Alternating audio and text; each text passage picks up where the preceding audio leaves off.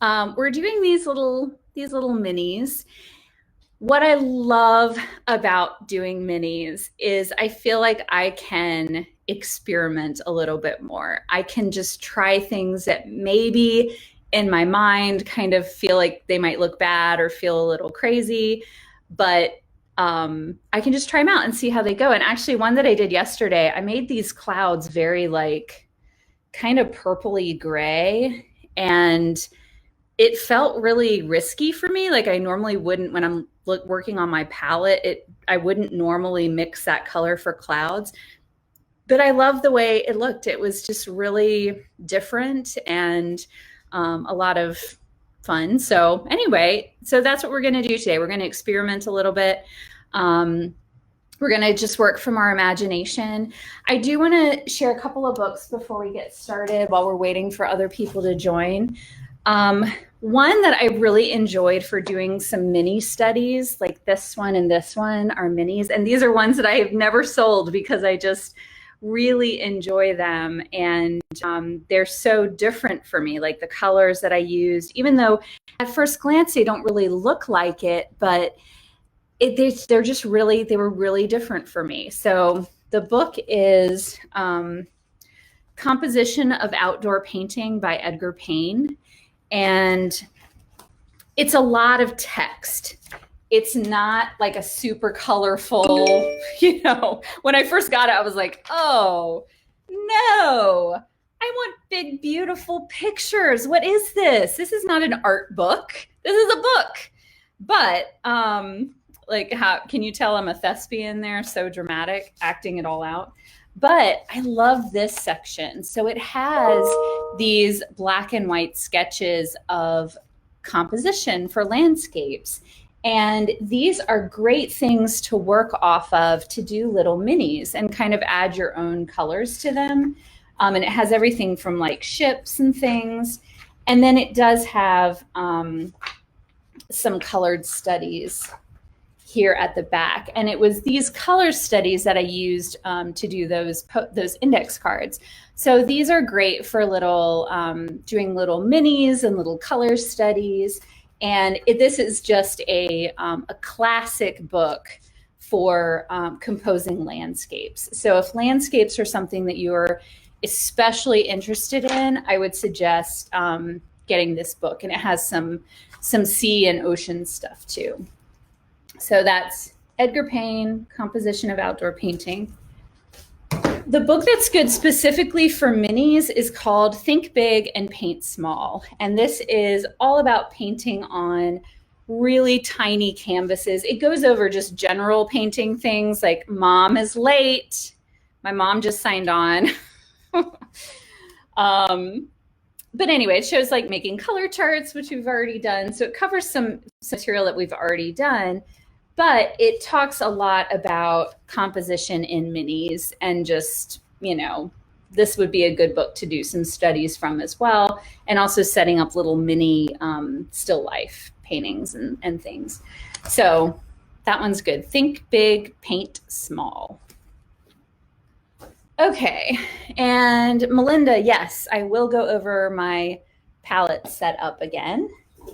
Before I do that, I wanted to share one more thing. Little bit of show and tell. So the blue, the ultramarine blue that I've always used is Winsor & Newton's ultramarine blue green shade.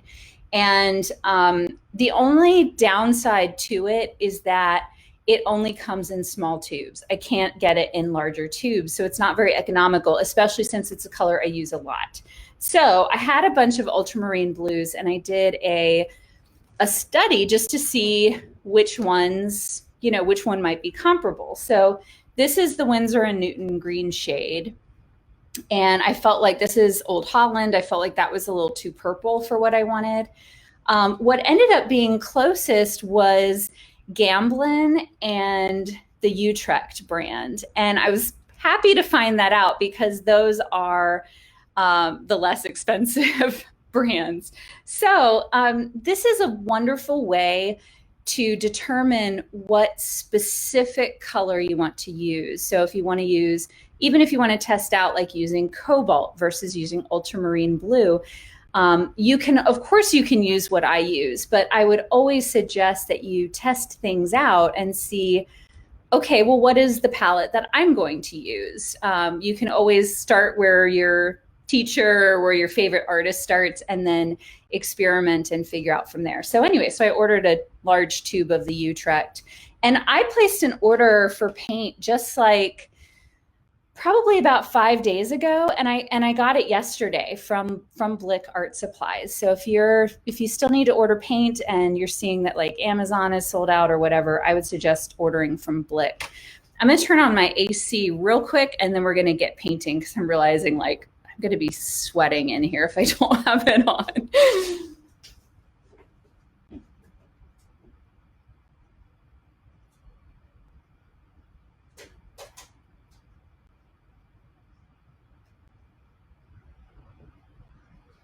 All right. I think it's gonna turn on. It's not opening up yet. Okay.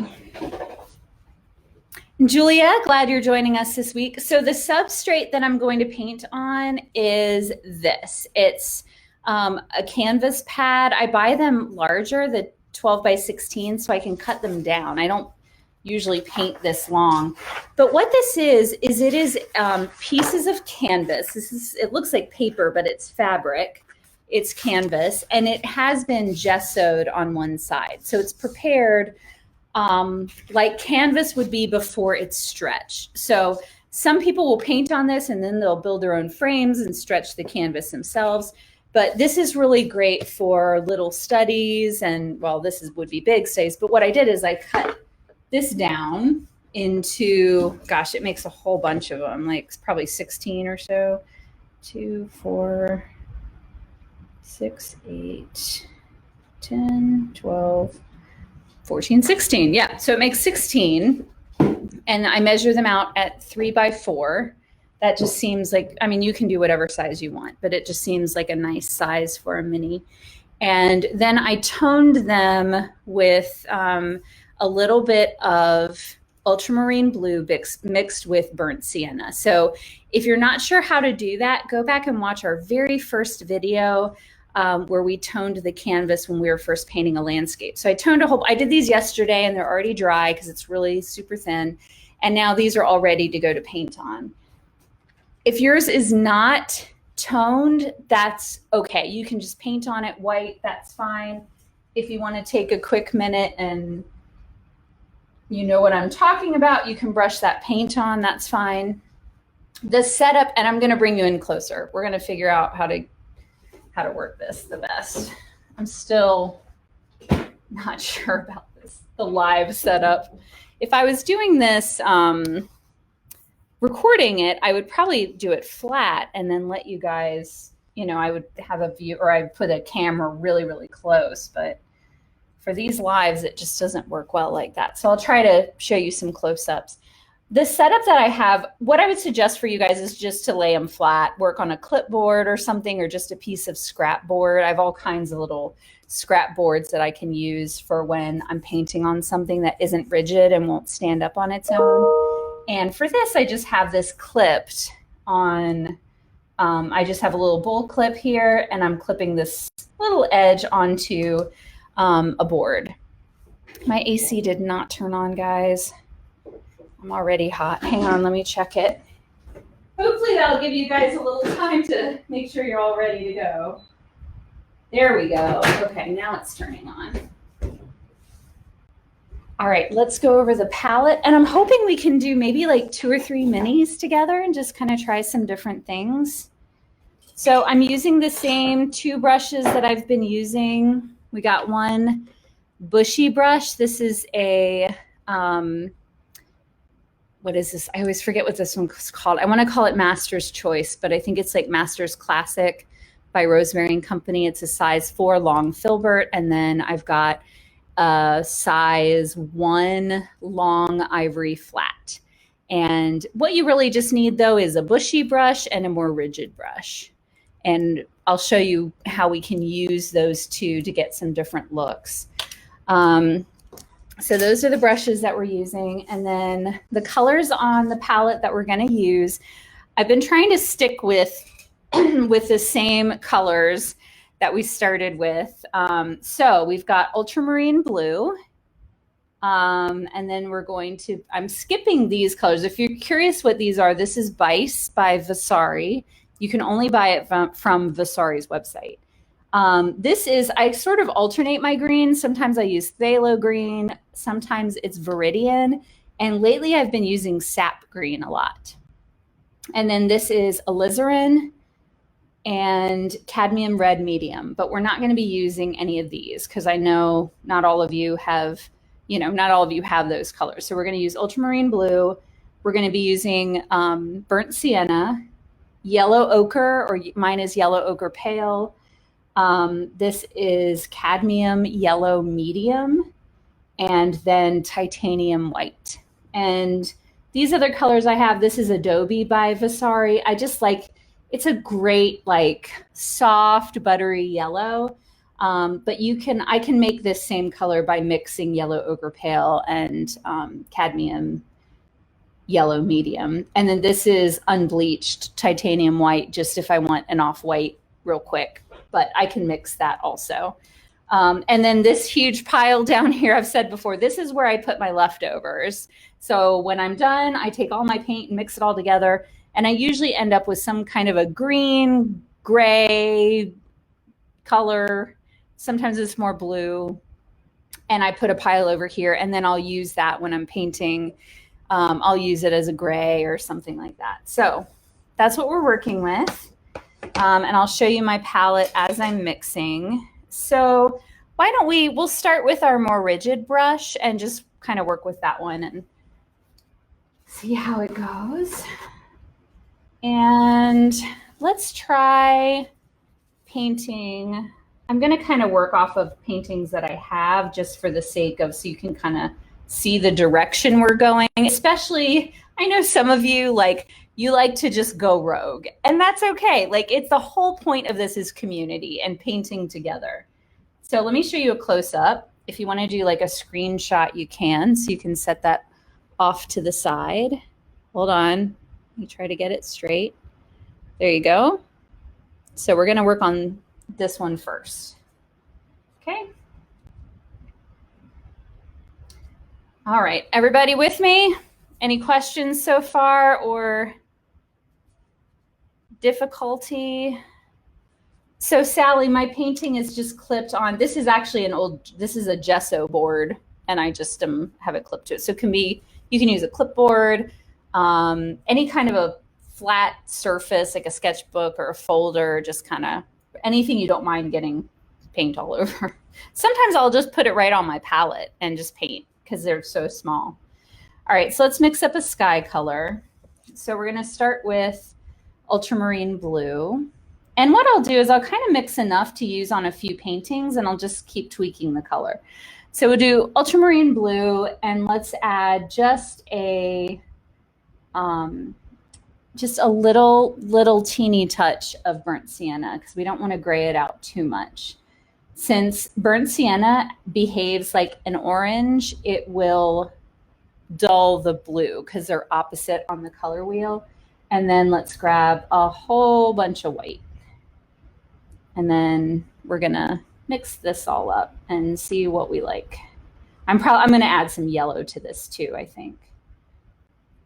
So what I've been doing with these minis, because we want a variation of sky blues. So I'm going to mix all this up and have this maybe be, I've kind of done this with some of our other paintings. I'm going to keep some of it darker like this. This is a fairly, I know on the board it looks light, but it's a fairly dark, bold sky color. So I wouldn't do a whole sky in this. I like my skies just a little bit grayer or a little bit yellower. But you can do whatever color sky you want, really. Then we'll take a little bit of cadmium yellow, just a little touch, and we'll mix it into one side. And then we have some sky that's greener. And then let's grab a little more burnt sienna. Again, just a little touch. And we'll mix it in down here to make up a sky that's a little grayer. And then I need more white to mix up some paler blues. So we're mixing up a bunch of different options. So then once we get painting, we can sort of pick from different piles. So there we have a gray that's a little lighter, and we can even make a pile that's a little lighter here. I just keep adding a little more white to this grayer mix. And then to this side, I'm going to add a little bit more white. And a little more yellow. And that's a little too much yellow because it's really green. So I'm going to add a little more blue. We want it to be a blue-green, not a green-blue.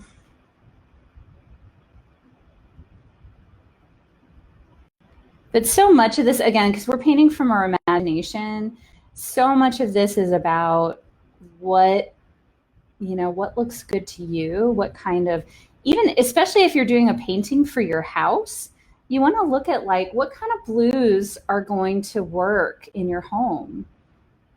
And I find that I tend to mix blues that match my decor, my house. It's kind of funny.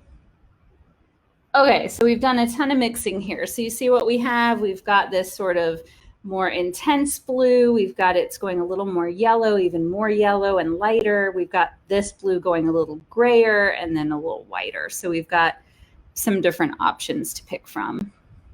Yeah, someone said, I love this part. It's like magic. And it really, it really is. It's just so fun to watch the colors kind of come alive. And then living a French delight. Oh no, let's see. That's what you said. And then did you use Gamsol? So no, I'm not using Gamsol at all right now.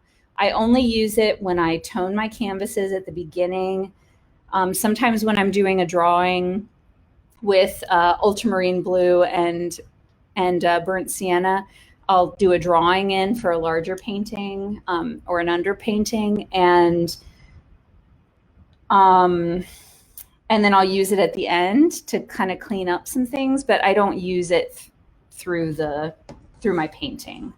So you can just keep the lid on that right now. What I do is I just keep wiping my brush on a paper towel.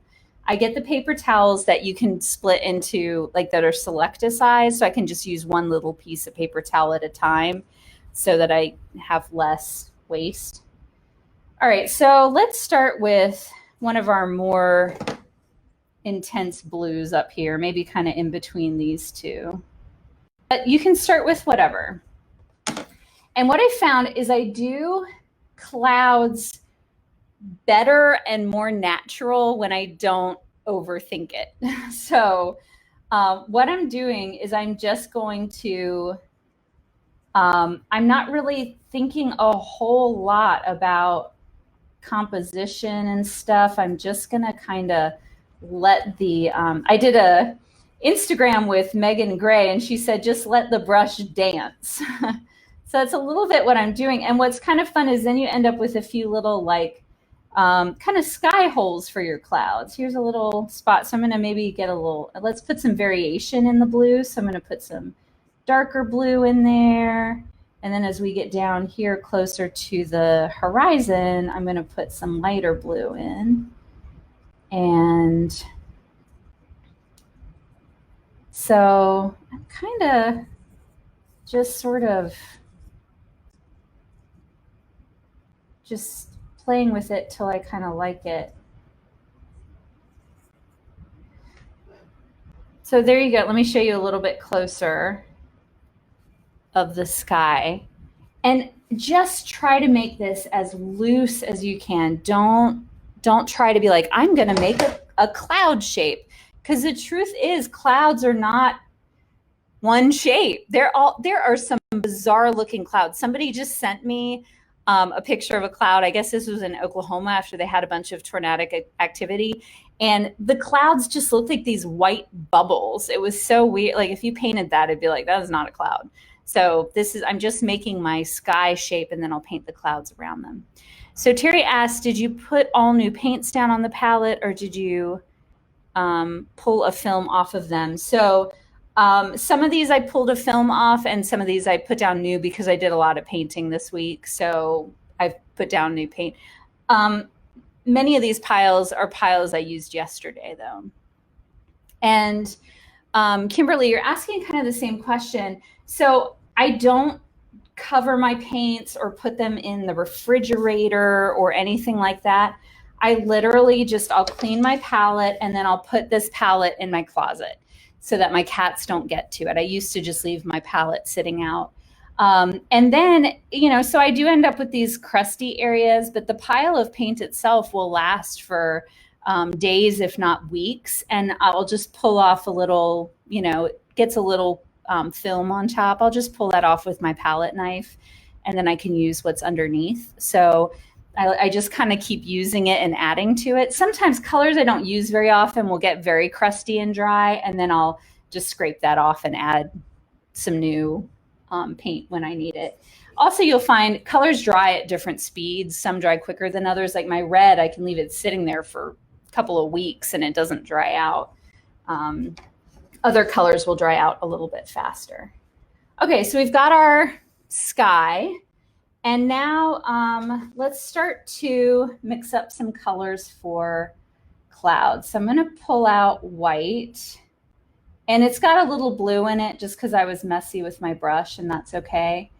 And I think I want to mix up a bit of a gray. If you really look at clouds, which many of you have said that you're really noticing clouds now, there's a lot of gray in clouds, especially clouds that are backlit. So I'm mixing burnt sienna and ultramarine blue. The more ultramarine blue, obviously the bluer gray it's going to be. The more burnt sienna, the warmer the gray is going to be. It's going to be warmer and leaning a little more purple. So I'm going to keep it a little warmer and add in a little bit more white. And maybe we'll use a little bit of this sky color blue to give us a kind of blue-gray option. So do you see there? I've got some different grays, a warmer gray, a bluer gray, and then we've got just some whites that have a little bit of blue. We've got a little bit of grayer whites, and then we'll mix a white down here that's a bit more of a purer white. This one's still, I've got gray on my brush, so it's got some gray in it. And we'll add maybe like a little, just a touch of yellow ochre pale to it to get some yellow, some warm white. So we just got a whole bunch of whites to pull from. And then we'll grab some white and just do a little touch of cadmium yellow in it.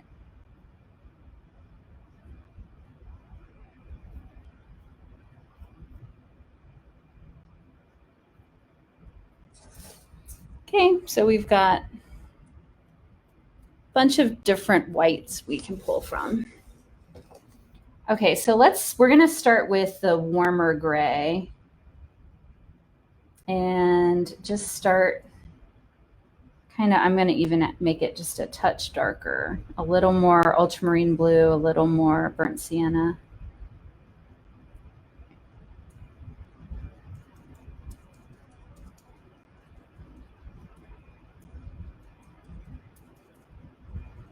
And I'm just gonna kind of brush it in some places, not too much, and I'm just kind of rubbing it on, maybe a little bit down here. So as clouds get further away, they tend to look a little flatter. So that's why I'm sort of changing from this sort of brush stroke to then a very horizontal one along the horizon. And then I'm going to go to one of my colors that's a little bit whiter and start putting that in around the gray and kind of mixing it in. And I'm going to start working towards the blue.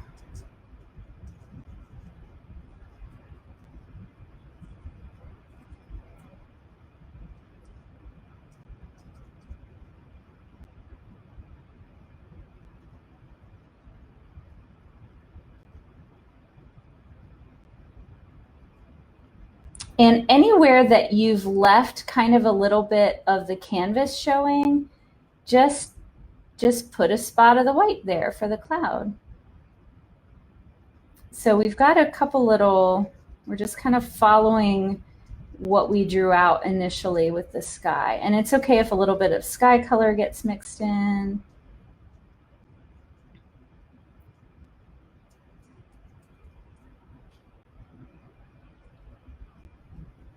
And some areas can be thicker, some areas I'm kind of rubbing it in a little bit more.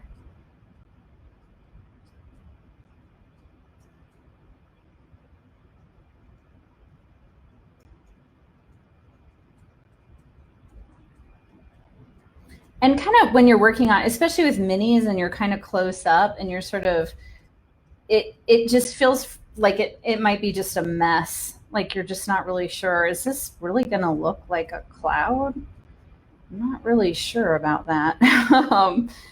But you guys can probably see it because you're watching this further away than I can see it. And you're probably seeing like, wow, that's coming together. It's looking like a cloud. Or at least let's hope that's what you're seeing. So I'm just pulling from kind of this, you know, a little bit of the bluish white, a little bit of the grayish white. We don't want it to be pure white, not yet. Want it to be a little bit grayer, and we'll try doing like a grayer cloud. And then down to the horizon, we're just going to kind of blend it a little bit more because it's fading away. We want to give that impression that, whoop, I got a huge glob of paint. We want to give the impression that these clouds are really, really far away. To me, that's a fun thing with these minis, is kind of creating this illusion of depth in such a small space, to have something that's down at the horizon that looks like it's just miles away in this little 3x4 piece of canvas. That's so fun. And we want to retain some of that sky color. And I'm gonna maybe blend it just a little bit more. Take a step, sit back for a second. Just kind of blending things a little bit until I like them. Maybe touch in a little sky here and there. So you can always go back to your sky color, and if you're like, I kind of want to break that line up a little bit, that's maybe not looking very natural. But again, clouds can have all kinds of just bizarre shapes. But you do want to look at, like, does that look like a face? Does it look like, you know, just kind of keep in mind how things are looking. And I'll show you guys a close-up in a minute. I'm going to go to that kind of this cadmium yellow with a white, kind of a yellow white, and add in some highlights, which I'll even just bring this closer to show you what I'm doing here.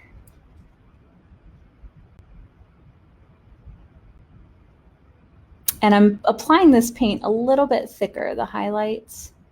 I'm just kind of putting it around the edges of the clouds there.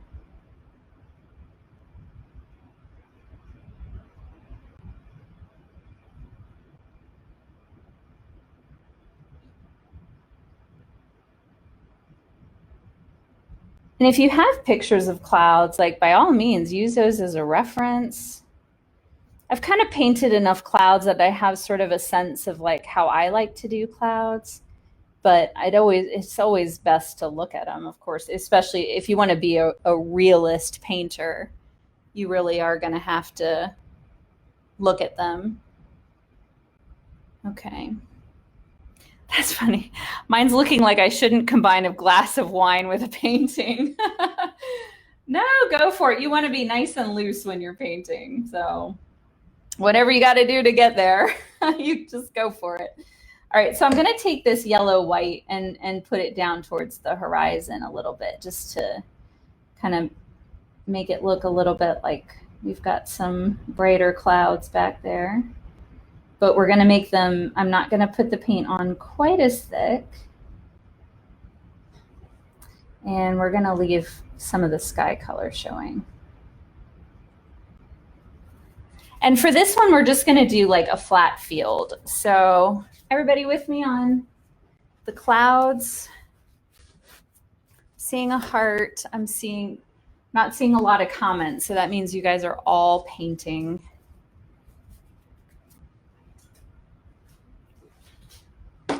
Okay. So as always, I'm putting my used paper towels in a Ziploc bag, and then I will fill them with water before I dispose of them. And that is for just as an extra precaution against spontaneous combustion, which that's just for oil paints. It's not it can be an issue, but if you submerge it in the rags in water, that's not going to be an issue. Okay, so what we're going to start with, I'm going to work off of my sky color here, and I'm going to take a little bit of cadmium yellow and mix it off with one of our blues. And just make sort of a pale blue-green, and I'm going to add even more white to it because I want it to be really light back at the horizon. And then we'll kind of do a little horizon. So one thing about the horizon line, and you'll notice this if you go, if you can go somewhere, we have this kind of view much more in the Midwest and definitely in the Southwest, you guys have this more, where when you have a really long view, you can see for miles and miles. What happens with the horizon is it looks blurry. It's not this clear defined line. So you kind of want this line to be really soft. You don't want it to be a hard line. That's what makes it look like it's just miles away. I'm even going to add a little bit of this darker blue way back there as maybe like some mountains. If you remember, we did that in our the Seascape painting. He had this really bright ultramarine blue. It could be a row of trees, it could be a mountain, and I'm gonna kind of just make that horizon line a little fuzzy, a little fuzzier. Okay, so we've got a real distant horizon line there. And for some of you, it almost looks a little bit like the ocean, especially if you made it a little bluer. So if you want to make yours an ocean, you can go ahead. But we're going to make this a field. So let's mix up a green now. I've been really enjoying sap green lately, but you can kind of get similar to that with ultramarine blue and cadmium yellow. Gives you this just really nice, like grassy green. It's a little bit strong, like just like that. And sometimes I'll use it just like that. But usually I'll tone it down a little bit. I'm going to add in some more cadmium yellow. So we want to have some brighter greens to pick from. And we'll make a bit of a darker green by adding some more burnt sienna. So the cool thing about burnt sienna is it can act like a red to dull down greens, and it can also act like an orange to dull down blues. And that's one reason why I use it so much, because I can use it for both of those purposes. And we're going to get more lighter green with this cadmium yellow. And then we'll take some white and make even. So we're just, again, like we did with the sky, we're mixing up some different options to use for our greens.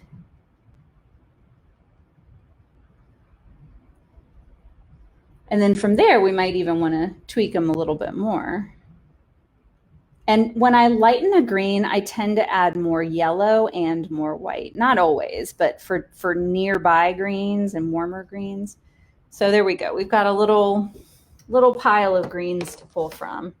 So let's start with our lightest, whatever green is kind of your lightest green, which mine has more yellow in it. And I'm going to kind of make it like a wedge, like a little triangle sort of. And then we'll put a little bit more maybe off to the side here. And then I'm going to go to kind of my mid-tone green here. And I'm going to start to create sort of dimension with these lines. That's going to be our farm field. So we're kind of fanning it out to be in a little bit of a triangle shape.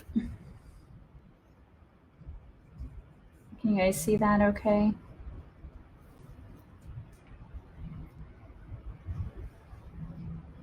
Like that.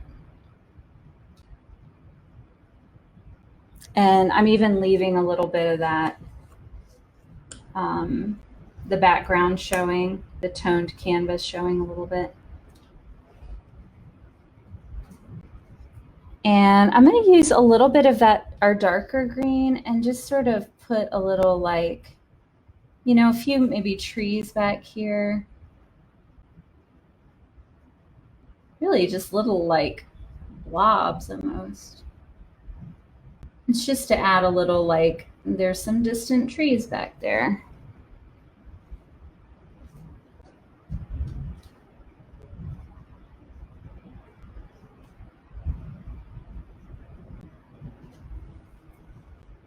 And another thing I like to do is mix up a burnt sienna color and maybe a little bit of yellow ochre pale.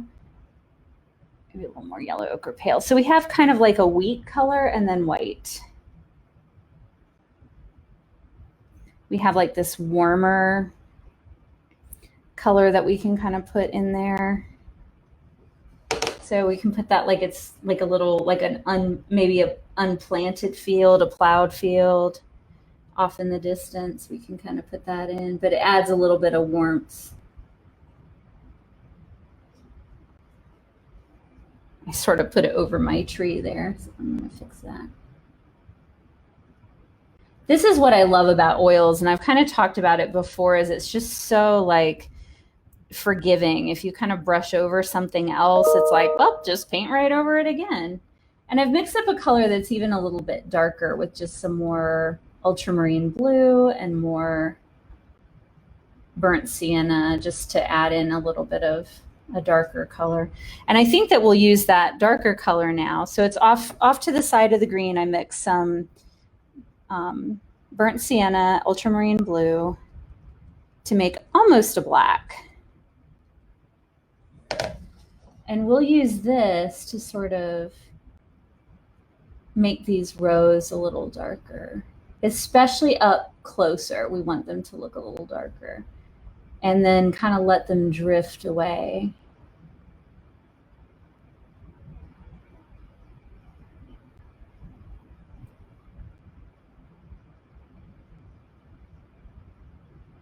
One thing that's been the highlight of my week, guys, is seeing your paintings. Like, I've gotten emotional looking at them because some of them are so good, and from people who, like, this is your first time painting with oils, or your first time painting at all, or you're sharing like your kids' paintings. I know there have been a few high school students who are painting with us. I've loved it. It's been so fun to see those. Let me, I dropped my bag here. Okay. And I'll show you up close here in a second. I think this one's done. I'm kind of feeling that way. I might fix under these trees just a little bit.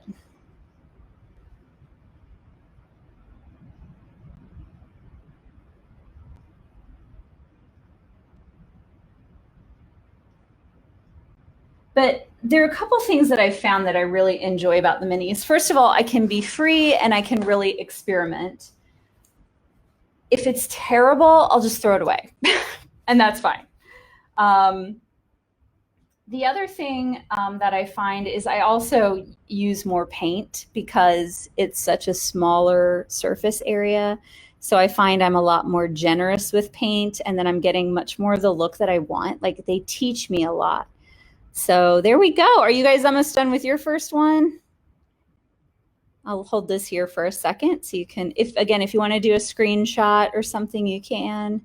So you can save this for later as a reference. I will share pictures of these on my blog. All right, so there's that one. And now we'll work on one more. So we'll do one like this. Oh, it's wet. I just did this one yesterday.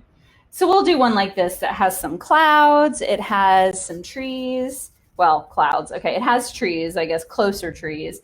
And we're going to do more of a gray cloud. So let me get another one of these. I've been doing about 4 to 6 of these at a time. Oh gosh, look at this.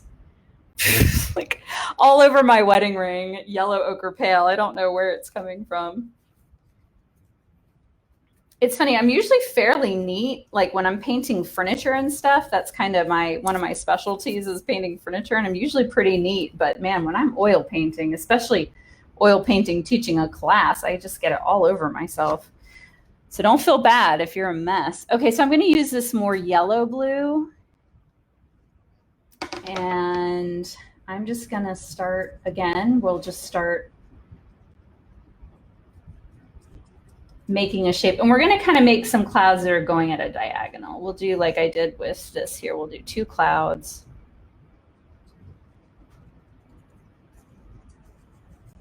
That are kind of going at a diagonal.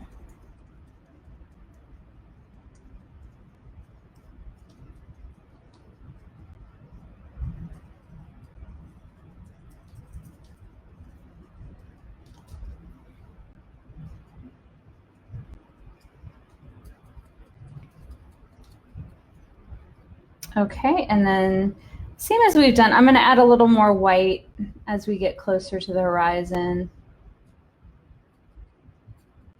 And we're going to kind of leave, we're not doing a flat horizon, we're going to leave some room for trees.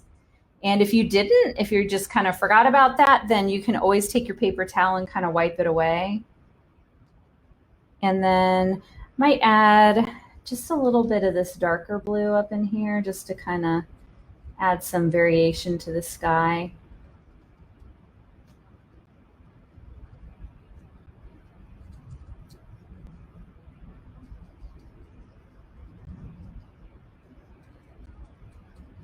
So much of painting is just like a sport. It's like, or a musical instrument. The more you practice, the more you're going to learn, you know, and it's in the practice that you discover so much, that you discover like, oh, this is kind of how I get the look, or this is how, and I've learned it's really through repetition, doing more and more paintings, that you sort of start to find your own style.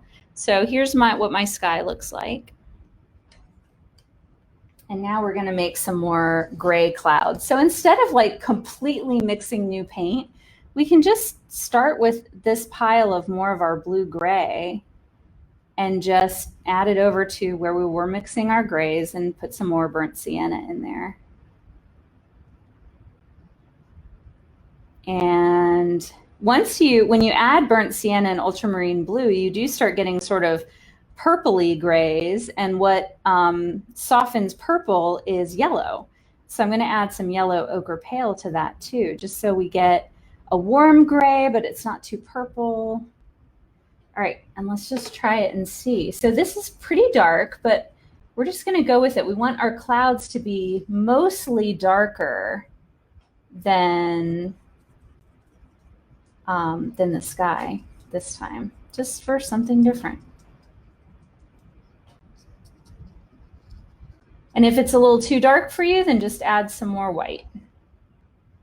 And I'm going to have the darker part lower on the cloud here. And actually, I might even make it a little bit darker to get a little more contrast between the sky color. And so much of painting too is value, which value just means how light or how dark it is. And that's something that, again, as you do more painting, you start to learn like, wow, my painting like is really, really high contrast, which is why the clouds are looking kind of crazy, or maybe like I want a really soft look and I'm not getting that. That's because your contrast is way too high. Whereas if your painting's just looking like kind of boring, kind of all one note, then it may be an issue of your values are all the same, which I find my tendency is to mix mid-tone colors. I have trouble going really, really dark and not as much trouble going really, really light. But I find some of my paintings, I need to go back and add in darker color to make them more interesting. Otherwise, they're just all mid-tone and light. Okay, and then we're going to grab some white and kind of start mixing that into the gray. And we want to mix that in. Now, you can sort of experiment with like, what happens if I just lay the paint down? Like, let's just try that. I'm just going to try. I usually like to mix a little bit. But what happens if I just lay it down and I don't touch it? This is kind of a fun thing to play with minis. And some people, this is their painting style. They lay it down and that's it. They don't touch that paint again. They're just very intentional about where they put their paint.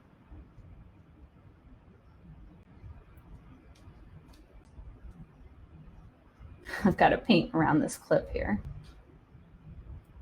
See, I'm having a hard time doing that. I want to go back and mess with it.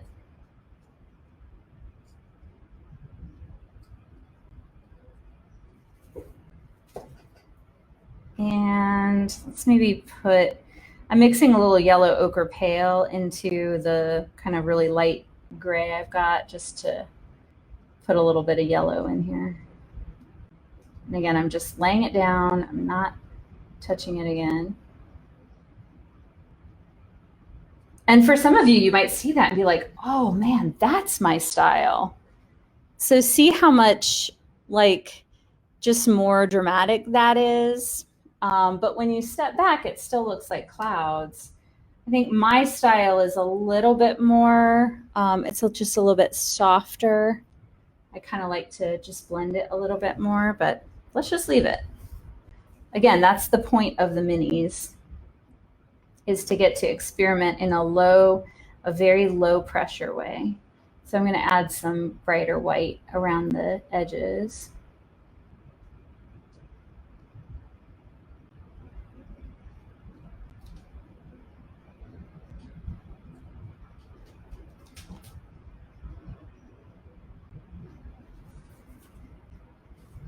And then I keep wanting to touch it. And then maybe add a little darker gray even down here.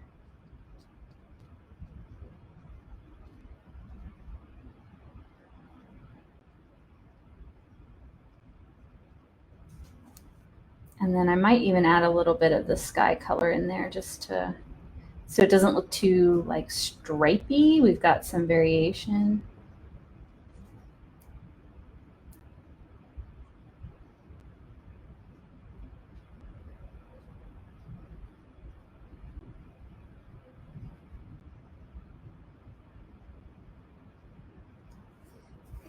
Okay, and then, I'm going to do the same up here with the sky a little bit. Put in some strokes and just not fiddle with them so much. Okay, and then for the ground, I'm going back to my greens for the trees, and I'm going to mix a darker color. So I'm mixing in some more ultramarine blue, some more burnt sienna, making it almost black. And then we'll just make some trees. And again, I'm going to try to just put it down and leave it there. We'll do some over here.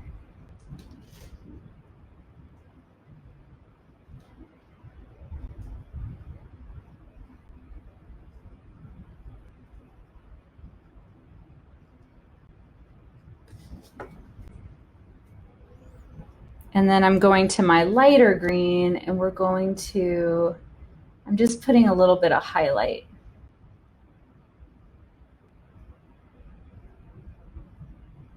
along the tops and a little bit of the side wherever the sun's coming from. And between the trees now, I'm going to bring that sky color down. So you can kind of use the sky color to cut out the tree shape a little bit more.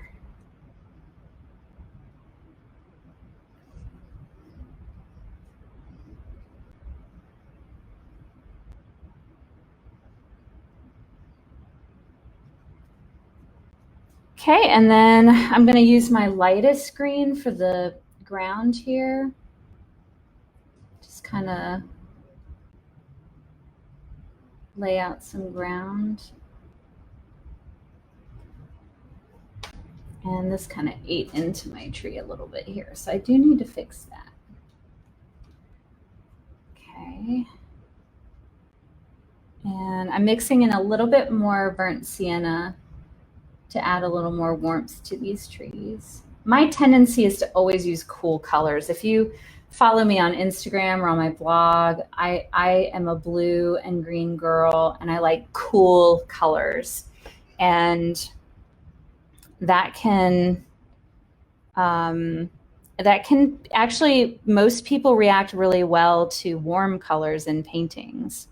So my paintings all tend to be kind of cool, so I have to sort of force myself to add warm colors. So I'm mixing up maybe like a blue-green in this mid-tone here to use down in this foreground. And I'm going to use some different greens. I'm going to kind of mix my greens together and put a little stripe of a darker one, and then I'm going to add in a little bit more, just kind of mixing up some different greens and doing a few little stripes of color. And I'm going to get my cadmium yellow and mix it with my lightest green and with a little bit of white and make kind of a nice bright sunny yellow to make like a little spot of sunshine. Maybe like right there. And then I'll use that darker blue-green over here.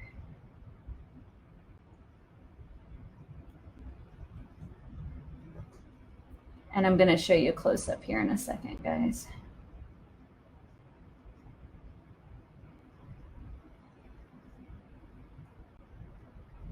And I will just sort of soften the line where the trees are a little bit. And then I think back at the horizon, I want to mix up a white with just, I want to mix up like, again, even brighter, sunnier yellow, just to put that way at the back there.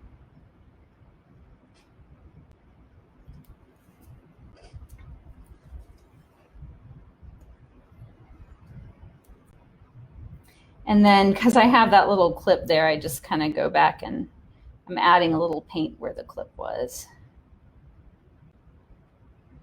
Okay, so there's one that's a different style.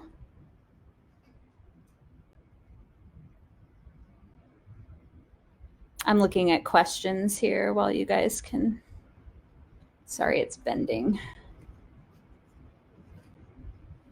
Here we go. So Joe says, let's see. So Joe, it sounds like you might be using like oil paper, maybe. I'm not sure. What I'm working on is out of a canvas pad, and it's actually a piece of canvas that is gessoed, and it's cut. It's just in a pad like a piece of paper, but it's canvas. Oh, don't drink your paint water. That you don't. So I would recommend not eating or drinking while you're painting, because there are paints, some of the paints are toxic. So make sure you are very careful about that. I don't do food in my studio for that reason. Okay, so there we go. There's number 2, and that one's just a little bit of a different style. So are there any questions? Do you guys want to do one more, or is everybody kind of good to go. And we also need to talk about what we want to do next week. So I'll give you guys a chance to type about what you want to do next week, and do you want to do another one?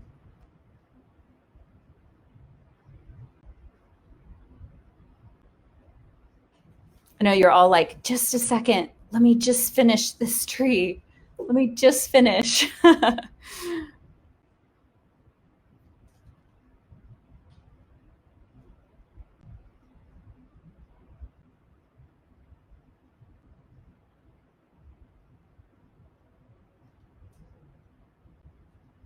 Okay, Sherry says yes, one more. Okay. I have an older pine drawer, but now feel like painting it. Not sure I want it to show through. Oh, so Linda, you're asking about milk paint. That'll be I'll have to answer that later. I'm not in milk paint mode right now.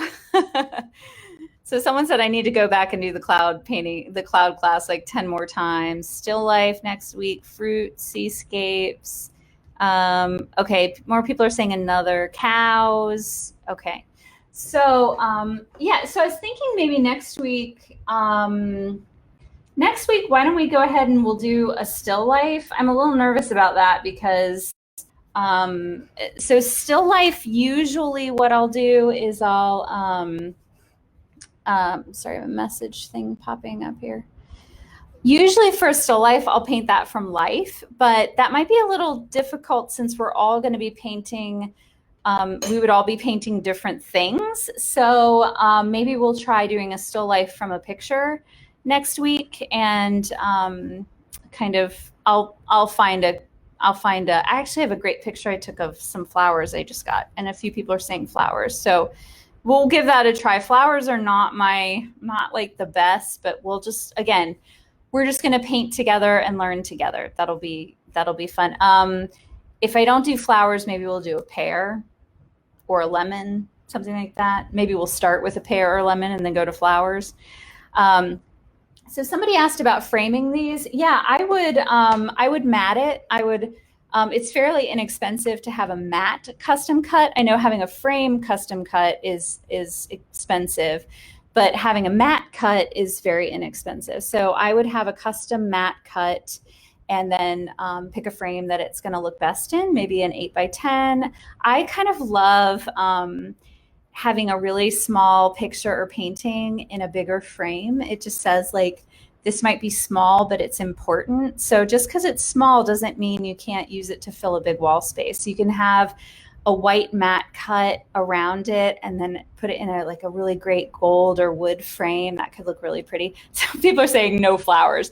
Yeah, I think we'll try like fruit next time. We'll do a pear or a lemon.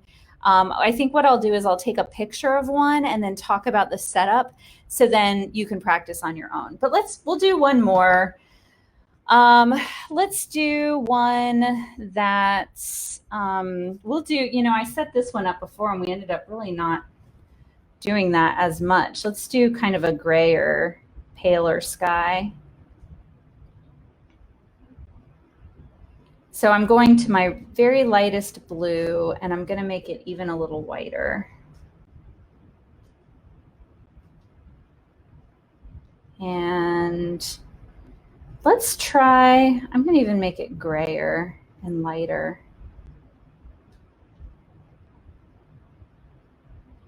So mix just a really nice pale gray color. And we'll do, I'm still using this same brush too. Maybe put a little more blue in that, it's very gray. Why don't we do like kind of one big cloud?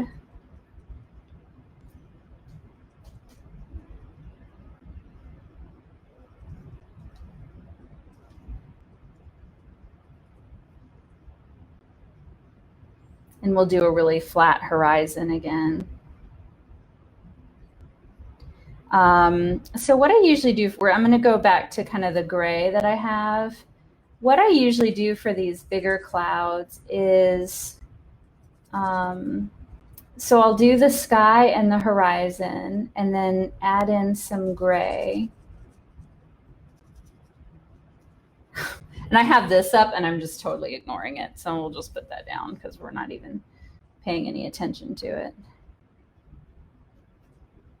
I need a little bit of a darker gray. So this is kind of going to be a little bit more of a ominous sky. Doing some dark grays in here. And then I'm going to use this grayish white that I've kind of been pulling from. I've gotten more yellow into it, so I'm going to kind of mix right here. I'm kind of mixing from my gray, a little bit more of a grayish white. And if you notice, I'm really blending this. I'm making it really soft, and I'm kind of mixing it at the angle of the cloud. It'll give it a little bit more of like a wind-blown, kind of stormy look.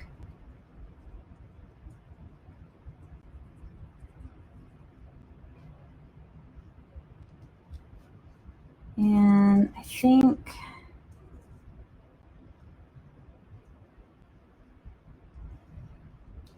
I'm kind of pulling the cloud up. I had sort of this sky between it, but I really want this to be all one big cloud.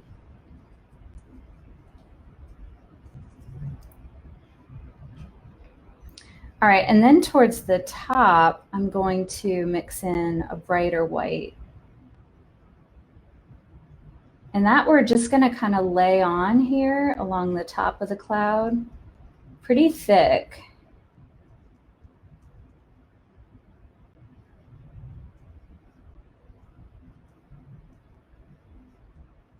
Kind of put it in some here and there. And then I'm going to leave the top alone, let that be thick, and then I'm going to blend the bottom down.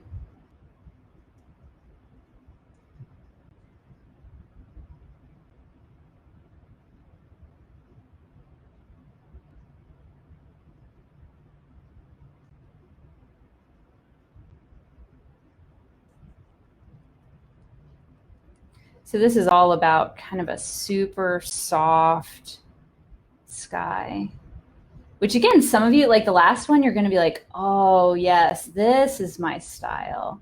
We'll make it even a little darker by the horizon, like there's kind of a storm. I'm not like super at storms yet. I'm still working on that one.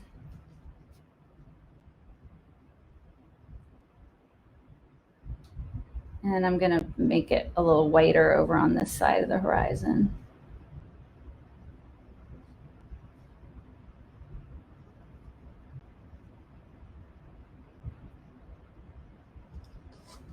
And then up at the top, so we're talking about the contrast in values, and I'm sort of wanting a little bit more contrast in the sky. So I'm just adding in a little bit of a darker gray around the cloud, just to provide just a little bit more contrast. So this is how you can really kind of tweak things. If it's too, the clouds blending in a little too much, you can do something like this. If the contrast is too high, you can put a color that's closer to the cloud next to it. I'm also using this opportunity to sort of shape the cloud how I like it a little bit better.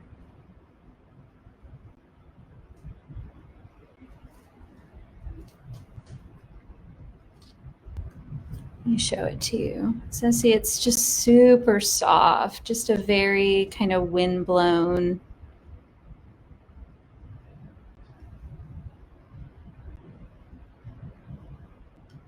Okay. Sorry, I was looking at your comments real quick. Okay, and then I'm going to just change the position of my clip there to maybe add a little darker spots in the clouds.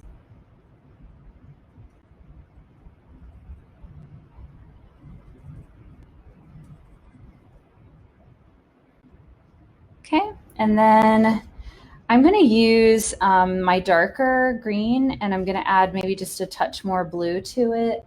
And we're going to make the ground under this, whoops, it's just it's way too dark. Let me add a little light. We just want this color to be, you know, let's just say the ground is in shadow. So we want it to be darker.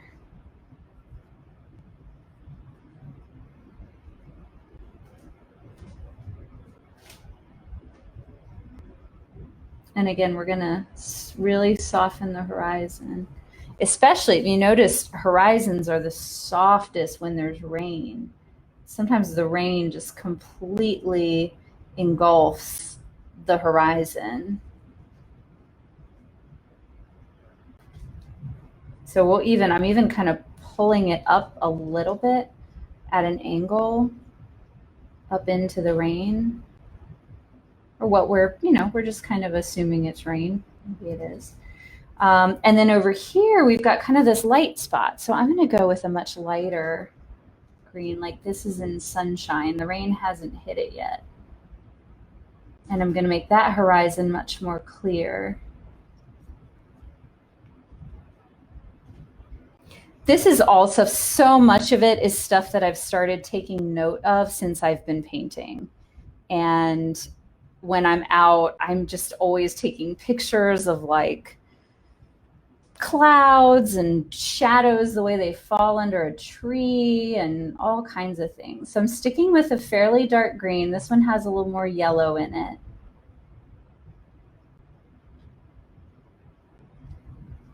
And then I'm gonna kind of mix a little bit of a lighter green into that. And I'm letting the color get a little stronger and a little lighter as we get closer to the horizon. And maybe we'll even, let's do some farm fields again. So I'm going to make up a color that's kind of a dark brown. Let's say that this one is, yeah, we can see more dirt in it. Let's do that.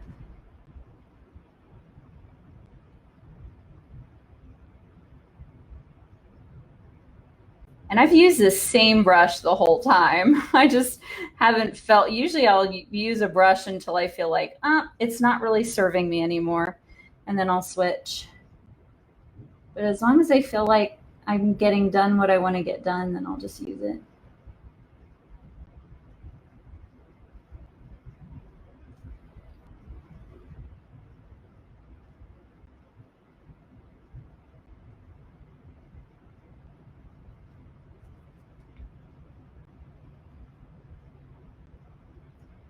And I will start selling these minis. People have asked me, but for a while, I think this first batch, I'm going to be giving them away.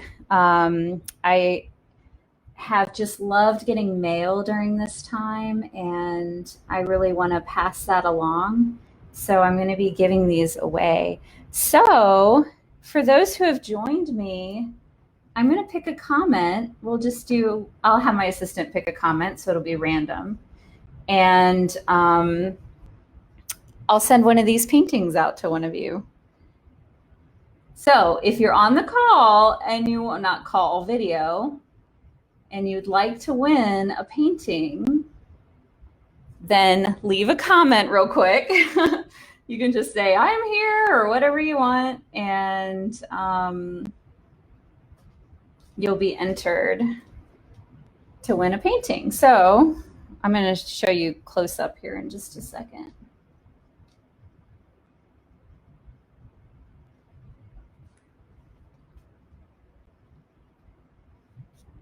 So do you see how we have kind of a look of a storm off to the horizon?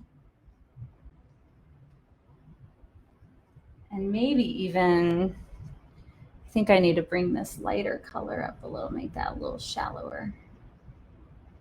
So somebody asked how long I've been painting. So it's been about almost 3 years. So there's still so much I'm learning myself. And what I'm learning about art is that, I mean, you can be painting for 20 years and there's still, I hear from artists who've been painting their whole lives and they're still learning. There's still so much to learn. So I'm a very hungry art learner. But For those who've been following me on my blog, I've been doing a blog for over 10 years. And I feel like um, I think some of the areas where I'm really strong is in encouraging others and in teaching. So I thought, I don't feel like super qualified to be an art teacher, but this is about community and about sharing and about learning together.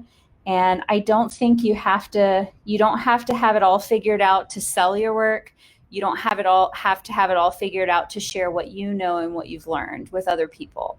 So that's kind of always how I felt with my blog, and when I share about painting furniture and upholstery and slip covering and all of that stuff, I just say, this is what I've learned. This is how I do it. And then if you want to do it that way too, go ahead, go for it.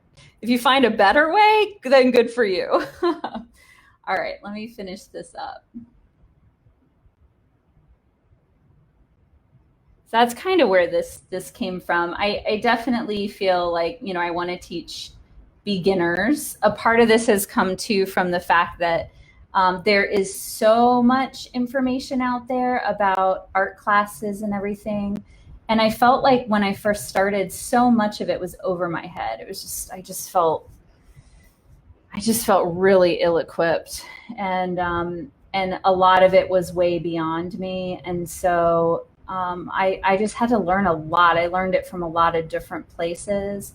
So I feel like, well, if I can help other people who are on that journey, if I can be an encouragement to someone who's always wanted to pick up a brush and has just, like me, felt really intimidated by oils, then that's a worthwhile thing to do, because I've found such joy in it. I really, really enjoy it. And I want to do even more of it. I'm just sort of fine-tuning the fields here a little bit. So one thing when you're creating the illusion of distance, the way your lines are going is really important. And I was super excited the first time I really captured this on a canvas. If you'll notice, when you're closer to the edge of the painting, the field rows are wider, and as you get further away, they get much more narrow. So, and also it's clearer as it's closer, and it gets blurrier as it recedes, and that gives the illusion of depth. And it's so fun in these paintings, again, these teeny little paintings, that you have this illusion that it just goes on for miles. Melinda, you have paint all over you. So do I. Look at this. And I've been wiping them, but man, yeah, so we're good. I have an apron on though. I have it on my arm. I mean, it just happens. All right, so there we go. There's that last one. And once we're done with the live, I'll pick a winner and I'll tag you and send you a message and just ask you for your address so I can send it along to you. And Christina, yes, it's oil. That's what I'm using. Show us more detail of the fields. Do you mean like, Joanne, do you mean on the paintings that I did, or you want to maybe paint more fields? Oh, so Wendy, you're up for one more. And we can do one more. Does anybody else want to do one more? Like I said, I usually do maybe 4 to 6 in a sitting. That's true. Somebody said, yeah, if you don't like your field, you can make it into an ocean. So that's fine. You know what? Do you want to, we can do an ocean real quick. Do you guys, I know a lot of you like seascapes and stuff. Why don't we do an ocean and maybe like a couple little sails off in the distance?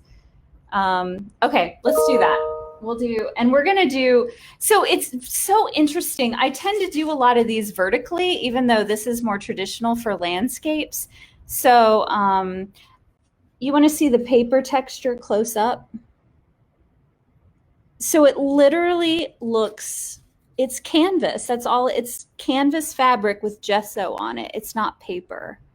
So what you want to look for is a canvas pad. If you Google that or you look at on Blick art supplies, you'll find a canvas pad. And these are so easy to cut into pieces. When you cut out of, I think it's a 12 by 16 pad. Is that what I had? Hold on. Yeah, 12 by 16. I can get 16 of these. So it's like inexpensive, low pressure, all of that. All right, so let's do an ocean, guys. We're gonna do that real quick. So let's do it landscape this time. And let's keep it maybe a little stormy. Let's kind of stay with what we mixed. Just kind of pick one of your blues that's a little paler, a little softer. And let's do like just a big cloud on the horizon. Oops, let's see, hold on. So even sort of when I get to the last painting, I really am trying to just use what paint is on my palette. So if you just kind of use what's there, you can always tweak the colors. Remember, add more burnt sienna to the blue to make it less blue. We'll kind of make one big cloud. And let's have it kind of off center here. And let's vary our sky color. Always just kind of dip into another blue. The sky is very, very rarely one note. It's very rarely like all one blue. I would almost say never, but I don't want to say never because it probably, there are times when it's all one color, but it's rarely one color. And you want it a little darker up top, a little paler near the horizon. Generally, not always, but generally. All of the rules in painting can be broken. Please, people, don't ever let somebody tell you, nope, that's wrong. You can't do it that way. There's no, unless you're like setting the paint on fire, don't do that. But aside from that, you just, it's your art. It's your art. And it can be, it's beginning art. It's, you know, maybe according to professionals, it's not very good, but it's your art and it's not good or bad. It's yours. So there's my little pep talk. Okay. I don't know if you guys saw or if she's on the call today. I'm just going a little wider towards the horizon here. And I'm going to have my cloud be off center. So my cloud's going to be here and this is still sky. But one of the participants of the class sent me, or she shared on Instagram, a painting of the clouds that she did. And she said, here's my pathetic attempt at clouds. And I was like, wait a second. How many times have you painted clouds? She's like, this would be the first. I'm like, okay, not pathetic then. Like, that's just so, would we say that to our kids? Like the first time they do something?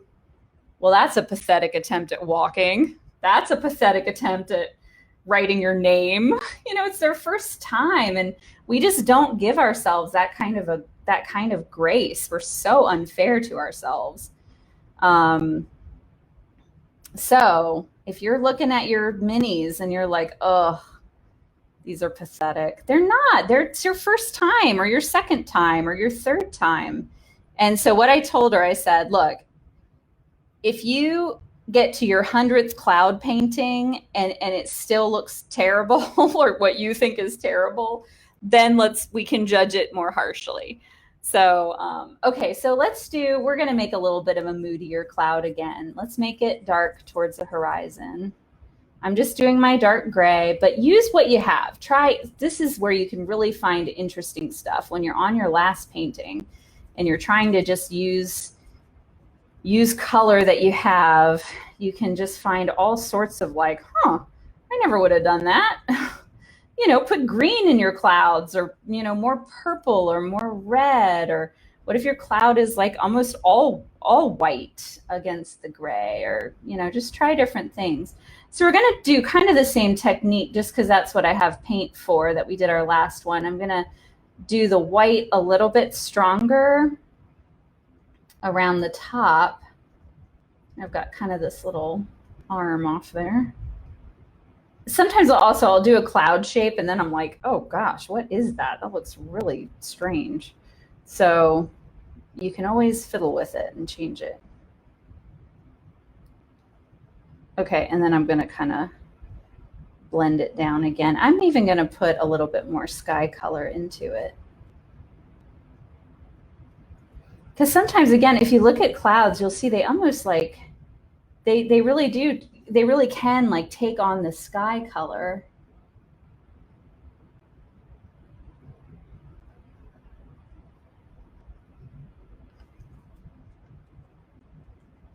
So we'll put a little bit more sky color in there.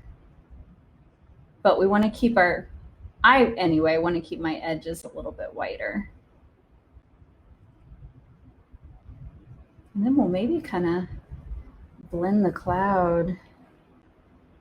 And again, we're just playing. It's like, oh, wait, that doesn't look good. Just fix it. Just keep playing with it.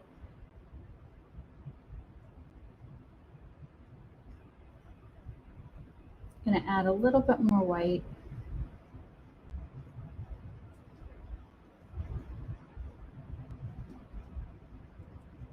And then blend it just a little more. I love it when there are like little pieces of clouds that kind of break off. Like you can just put a little, like, here's just a little piece that kind of came off.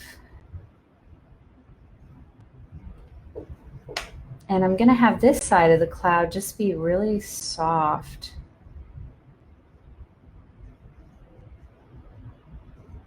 Even blend into the sky a little bit more.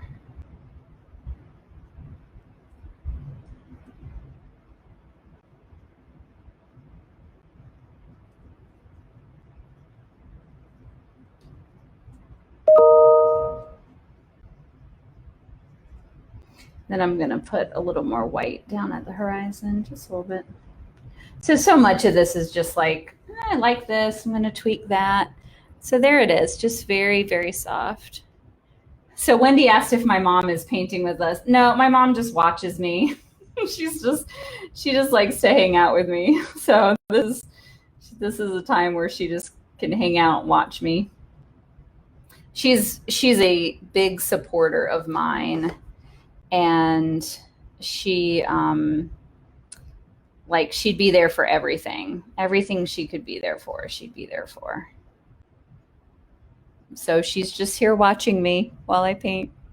Okay, so we're gonna start with like a pretty strong blue. Actually, I'm even gonna go a little darker. We're doing I'm mixing this into my darkest sky color and doing ultramarine blue. And because what happens with, this is really bright. Let's see, maybe we'll just go with it. What happens with the ocean is that it kind of gets darker as you get towards the horizon. If you really look at it, next time you're at the beach, it gets paler as it gets closer to you, usually. And it's darker when it's further away. Now we still kind of want a little blurry horizon, so I'm going to put a little bit of that in there. Again, this is just experimenting. This is like, okay, what worked? What didn't work? What would I do again? What would I not do again? The difficulty with the ocean is you do want a very straight horizon line. Usually if I'm doing the ocean, I would get out a T-square and I can see I have a ridge on my ocean. Here, let me show you what I would do, just because we do want a nice straight edge. So I get like a T-square here, and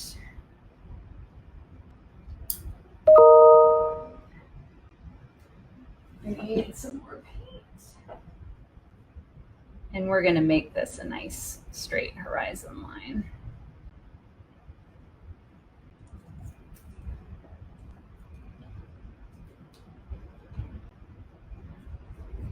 It's okay if the ground is not straight, but the ocean is going to be straight. Unless there's like a tsunami on the way, the ocean's going to be straight.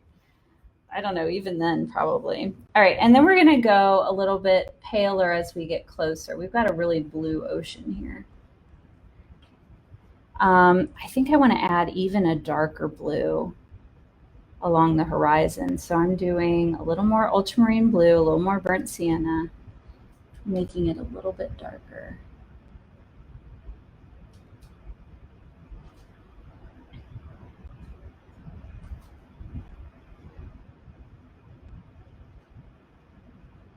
So what happens with the ocean is the view starts to sort of get compressed. And so the water looks darker. Whereas with land, it tends to look paler in the distance. All right, and then we want to start using a color pretty similar to the sky color. Sort of a paler blue. And we want to do vertical strokes because that's the way that we see the water.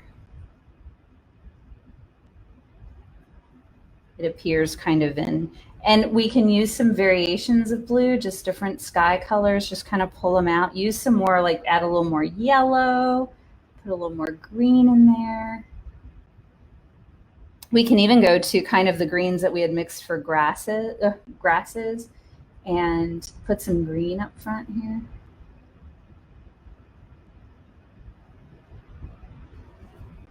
And then we need to mix up a really white blue. Just off of our sky colors, mix up a white, because of course we've got the surf. You can make these like really chunky. You can, so the thing with the sea is, you know, we've got these kind of lines of waves. So, and by leaving just a real messy line of white, it almost looks like a, you know, broken wave without even trying, or surf.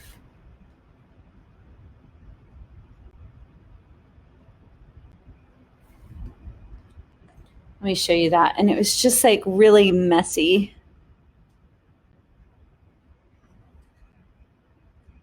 Okay, and then we'll do a little bit, we almost kind of have a beach color here already mixed up. It's a little burnt sienna, a little yellow ochre, pale, and again we'll, oops, gonna make it a little whiter and a little bit more yellow maybe. And I'm gonna have it be a little lighter, closer to me, and then we're gonna make it a little bit darker. So we've got burnt sienna. Let's do burnt sienna and a teeny touch of ultramarine blue just to calm that orange down a little bit.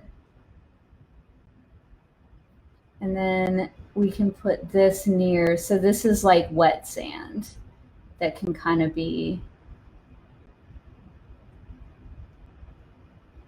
and see in a mini, we can just be, it's so forgiving. Like it doesn't, if you're doing a big beach painting, might have to be a little more like particular with how you're doing this. But the other thing that looks really cool is like a purple. Sometimes sand takes on a kind of a purple tinge. So we can even use some of that purpley gray from the sky and put that in there. That can be kind of interesting for a beach. Like sand isn't always beige. It can be all different colors depending on how the light reflects off of it. And I'm gonna do a little more surf here.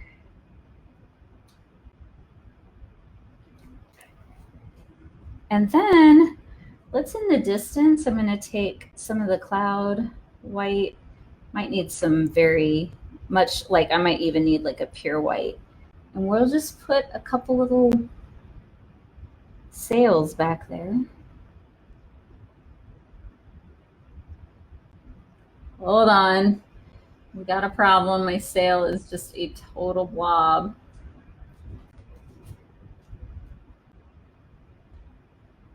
Okay, there we go. Salvaged. Okay, let's try to do, I'm trying to do one little one a little further back.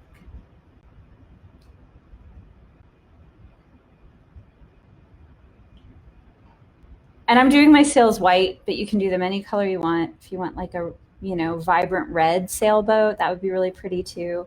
And now I'm going to take a really dark, like darker than the, I'm going to just do some ultramarine blue and some burnt sienna.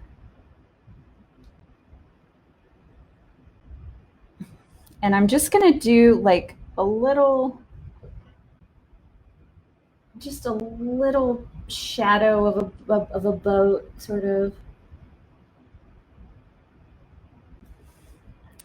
Okay, that color wasn't dark enough.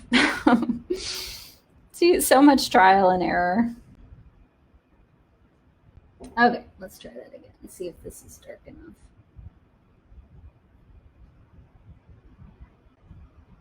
Okay, and it's just a teeny bit of a shadow that's coming off of it.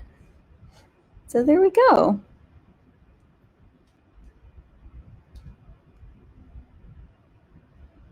I'm just holding it here so you guys can see.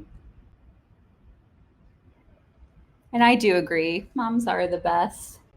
I've got a good mom, very supportive, which means a lot. All right, guys, I think we're done. So as always, I would love to see your work. Let me know if it's okay for me to share it, because when people just email it or DM it to me, I don't share it.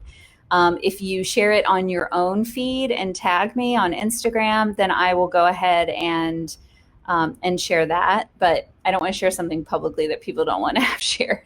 So let me know if it's okay to share it, and I'll share it on my blog or on my Instagram. I will do a post with a replaying of this video and also with close-up pictures of all these. So if you want to try them again. Oh, can you show the waves again? Yes. Pull that out.